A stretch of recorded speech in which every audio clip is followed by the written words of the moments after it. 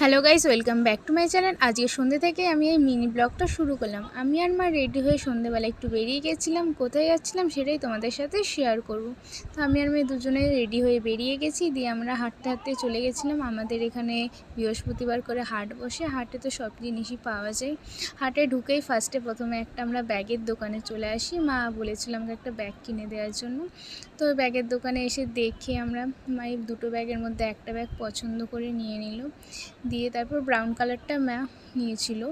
দিয়ে তারপরে হাটে ঘুরে ফিরি দেখছিলাম কি নেওয়া যায়। দিয়ে ভাই আর একটা বোনের জন্য জামা নিলাম। আমি একটা ব্লাউজ কিনেছিলাম, সেটার ক্লিপটা নেওয়া হয়নি। দিয়ে আমরা ফুচকা খেতে চলে গেলাম।